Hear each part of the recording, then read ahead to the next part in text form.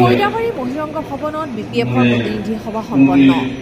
বিটিচিৰ অন্যতম শক্তিশালী বিপিএফ দলৰ খৈৰাবাৰী ব্লক সমিতিৰ ৬ষ্ঠ ত্ৰিবাৰ্ষিক অধিৱেশন আৰু প্ৰতিনিধি সভা ৰবিবাৰে খৈৰাবাৰী বহিৰংগ ভৱনত ব্লক সমিতিৰ সভাপতি লক্ষীৰাম বড়োৰ সঞ্চালনাত অনুষ্ঠিত হৈ যায়।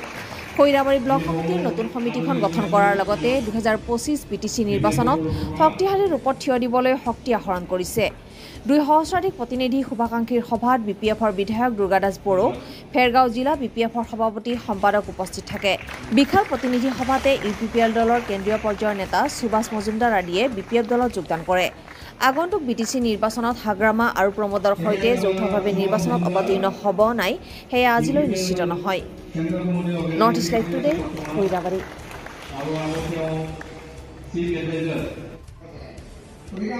খৈৰাবাৰী ব্লক কমিটিৰ আমাৰ বিপিএফ দলৰ ৬ষ্ঠতম ট্ৰাইনেল কনফাৰেন্স মহিৰঙত অনুষ্ঠিত হৈ আছে।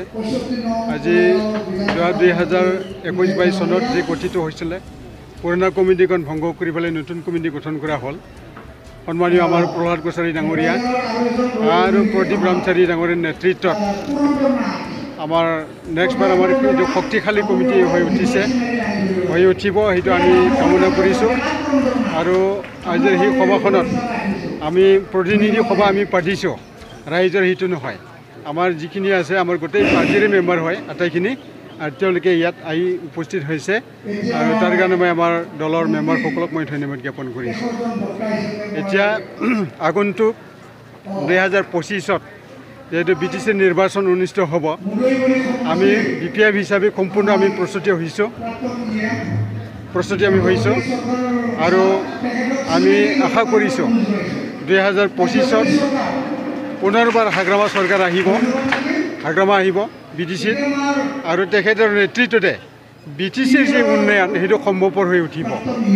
কাৰণ বৰ্তমান এতিয়া আমি দেখা পালোঁ যে প্ৰমোদ বড়োৰ নেতৃত্বত যিটো এতিয়া ৪টা বছৰ চলি আছে, এই ৪টা বছৰত ৰাইজে যি ধৰণে আশা কৰিছিল সেই ধৰণে তেওঁলোকে কাম কৰিব পৰা নাই।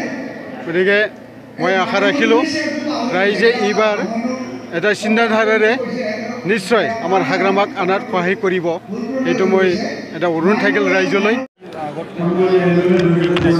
আচলতে সকলোৱে জানে যে আমি আগৰ পৰাই বিপিএফ কৰি আছিলোঁ, কিন্তু মাজত কিছুমান অশুভ পৰিস্থিতিৰ কাৰণে আমি বেলেগ দললৈ গুচি যাব লগা হ'ল।